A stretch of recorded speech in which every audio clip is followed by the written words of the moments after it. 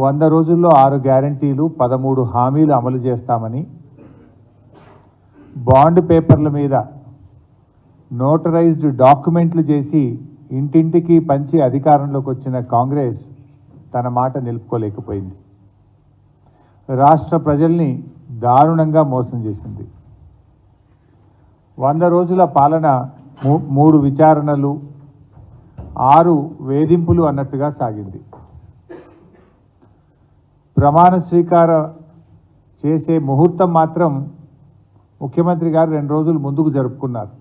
ఆ రోజు ఏం చెప్పారంటే డిసెంబర్ 9వ తేదీ సోనియా గాంధీ జన్మదినం రోజు ప్రమాణ స్వీకారం చేస్తాను, నా మొదటి సంతకం 2 లక్షల రుణమాఫీ మీదనే ఉంటుందని, ఏకకాలంలో 2 లక్షల రుణమాఫీ చేస్తామని బహిరంగ వేదికల మీద ప్రకటించినటువంటి రేవంత్ రెడ్డి గారు ప్రమాణ స్వీకార సమయాన్ని మాత్రం 2 రోజులు ముందుకు జరుపుకున్నారు. హామీలు అమలు చేయమంటే మాత్రం అది వెనక్కు జరుపుతూ ఉన్నారు.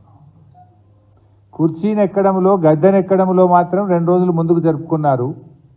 ప్రజలకిచ్చిన హామీలు అమలు చేయమంటే మాత్రం దాటవేస్తున్నారు.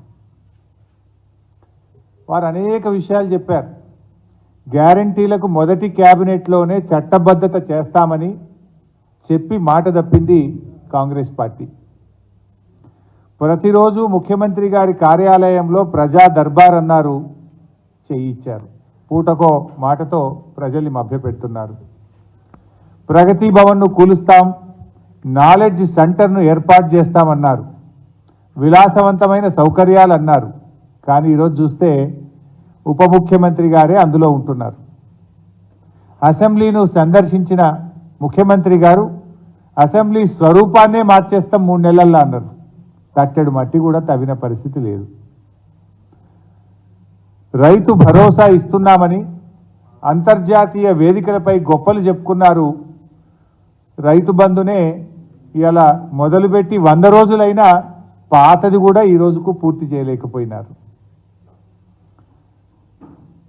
పాలనలోకి రాగానే రైతు రుణమాఫీ అన్నారు, దానిపైన అతి గతి లేదు, ఒక్క అడుగు కూడా ముందుకు పడ్డ పరిస్థితి లేదు. ఆసరా పెన్షన్లు పెంచుతామన్నారు, ఉన్న పెన్షన్లే సరిగా ఇవ్వడం లేదు. కేసీఆర్ గారు తెలంగాణ పరువు పెంచే ప్రయత్నం చేస్తే రేవంత్ రెడ్డి గారు మాత్రం కరువు పెంచడంలో పోటీ పడుతున్నారు. దేశమంతా కరువు ఉందనే చేతగాని మాటలు చెప్తూ రైతుల నోట్లో మట్టి కొడతా ఉన్నారు. కేసీఆర్ గారి హయాంలో పచ్చటి పంట పొలాలు కనిపిస్తే 10 ఏళ్ల తర్వాత రైతులు తమ పంట పొలాలలో మంటలు పెట్టుకునే పరిస్థితులు ఈ రాష్ట్రంలో కనబడతా ఉన్నాయి. కేసీఆర్ గారు వ్యవసాయాన్ని శిఖరాగ్రంలో నిలబెడితే రేవంత్ రెడ్డి గారు శిథిలావస్థలోకి చేర్చుతున్నారు. కేసీఆర్ గారి హయాంలో త్రాగునీటికి సాగునీటికి లోటు లేని పరిస్థితి ఉంటే ఇవాళ రాష్ట్రంలో రేవంత్ రెడ్డి గారి పాలనలో కన్నీళ్లకు కొరత లేని పరిస్థితి కనపడతా ఉంది. మిషన్ భగీరథ ఇంటింటికి నీళ్ళు ఇచ్చే పథకం కేసీఆర్ గారు తీసుకొస్తే రేవంత్ రెడ్డి గారి రాజ్యంలో మళ్ళీ ఖాళీ బిందెల ప్రదర్శన కనబడతా ఉంది. స్వయంగా ఆయన నియోజకవర్గం కొడంగల్లోనే కనబడ్డది. నిన్నెవరో ఖమ్మం నుంచి వచ్చి చెప్తా ఉన్నారు, ఖమ్మం పట్టణంలో ప్రతి 3 రోజులకు ఒక్కసారి నల్లా వస్తుందట. ఈరోజు గత 5 ఏళ్ళు కేసీఆర్ గారి హయాంలో ఖమ్మంలో ప్రతిరోజు ఇంటింటికి త్రాగునీరు వచ్చింది. మీరు వచ్చిన 100 రోజుల్లోనే ఏమైపోయింది? 3 వద్దులకు ఒక్కసారి ఖమ్మం పట్టణంలో నల్ల నీళ్ళు ఎందుకు వస్తున్నాయి?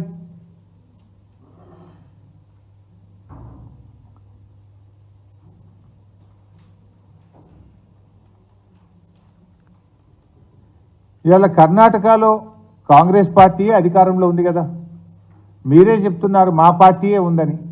కనీసం కర్ణాటకను ఒప్పించో మెప్పించో తాగునీళ్లు తీసుకురావడానికి, సాగునీరు మీరు ఎట్లా తేలేకపోతున్నారు కానీ త్రాగునీరైనా తేవడానికి కర్ణాటకను ఒప్పించడంలో మీరు పూర్తిగా వైఫల్యం చెందినారు. ఇవాళ మేము కృష్ణా మేనేజ్మెంట్ బోర్డుకు కేంద్ర ప్రభుత్వ ఆధీనంలోకి ప్రాజెక్టులు పోకుండా మేమేమో పోరాటం చేస్తే మీరు వచ్చి రాగానే కృష్ణా మేనేజ్మెంట్ బోర్డుకు ప్రాజెక్టులు అప్పగించడానికి కేఆర్ఎంబి మీటింగ్లో ఒప్పుకొని వచ్చిండ్రు. మళ్ళీ బీఆర్ఎస్ పార్టీ ఉద్యమ బాట పడితే బీఆర్ఎస్ పోరాడితే మళ్ళా తోక ముడిచి ప్రాజెక్టులు ఇవ్వమని అసెంబ్లీలో తీర్మానం చేసిండ్రు. మీ మేనిఫెస్టోలో 100 రోజుల్లో గొల్ల కుర్మలకు 2వ దశ గొర్రెలు ఇస్తామని చెప్పి మాట ఇచ్చిండ్రు. 100 రోజులు నిండినా ఒక్కరికి కూడా గొర్రె పిల్లలు ఇవ్వకపోతురి.